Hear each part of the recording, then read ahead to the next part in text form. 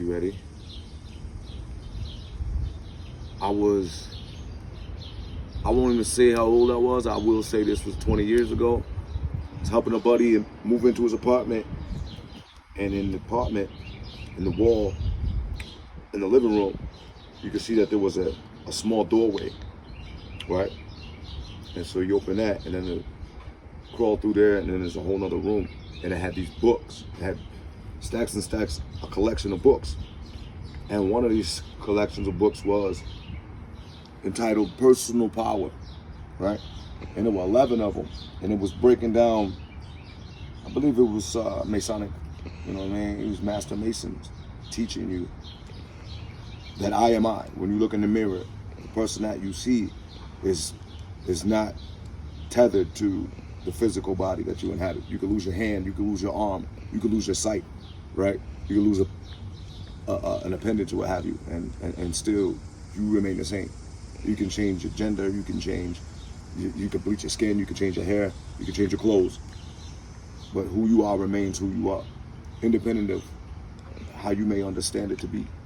And with that said, I just came to the realization recently with some of the readings I've been doing, it's becoming congealed in my mind, this concept of consciousness, God, and soul, right? But ultimately what the soul is personality. It's that simple. You are a personality. When I say a spirit inhabiting human form, right? It's deep shit. Spirit inhabiting human form. It says this in every culture, every religious book. So with that said, we get to that point where we realize who are we really, right?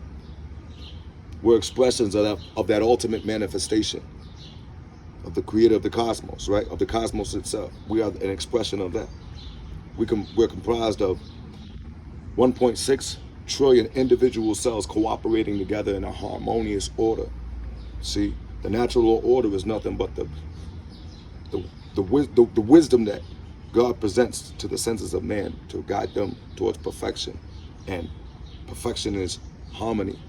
Now with that said, we being personalities, right? In order for us to properly live the way that Jesus, right? Or the Christ or the God or the perfect person, right? The embodiment of God, of righteousness. We have to somehow manifest that personality into the world in our interactions. And that's what when we speak of great men and things like that, it's about the impact. You know what I'm saying?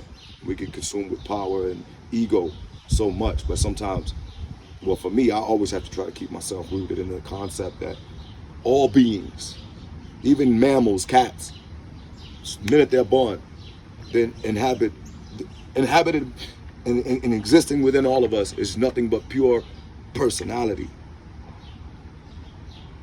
Thoughts, memories, associations. You see, we're an expression of that ultimate animation in the stars. Keep that in mind, yo.